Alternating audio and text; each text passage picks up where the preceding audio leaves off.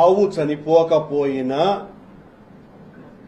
చాలా యాగి చేస్తున్నారు వైఎస్ఆర్ కాంగ్రెస్ పార్టీ వాళ్ళు అనని ఎంత విష ప్రచారం జరుగుతోందో చూడండి అని చెప్పటం జరిగింది.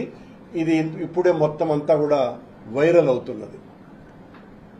కనుక ముఖ్యమంత్రి గారిని నేను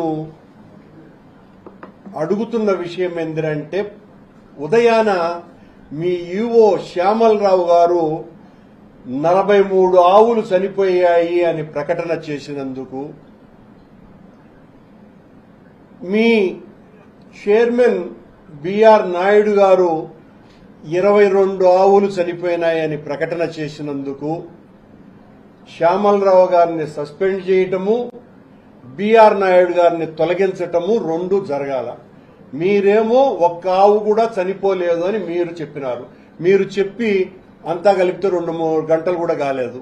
అంతకు పూర్వమే 1 గంట ముందు మీరు నియమించినటువంటి మీ శ్యామలరావు గారు ఈవో గారు 43 ఆవులు చనిపోయాయి అని చాలా స్పష్టంగా ప్రకటించటం జరిగింది. అలాగే అధ్యక్షుడు బిఆర్ నాయుడు గారు కూడా నిన్న పత్రికా సమావేశంలో చెప్పటం జరిగింది. ఇది నా మొదటి విషయం. అయితే రెండవ విషయం, నేను 3 రోజుల క్రితం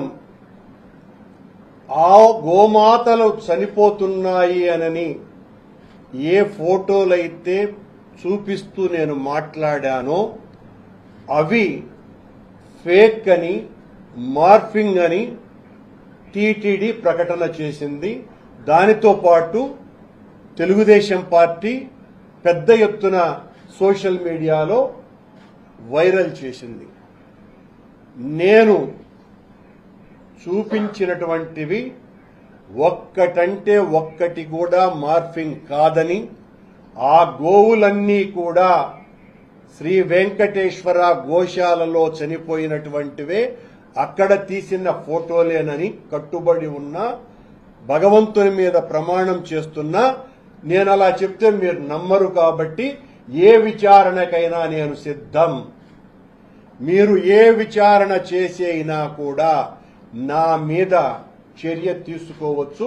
నేను కట్టుబడి ఉన్నా. ఒక్క ఫోటో కూడా మార్ఫింగ్ కాదని, అది గోశాలలో చనిపోయినటువంటి ఆవుల ఫోటోలేనని తెలియజేస్తున్నాం.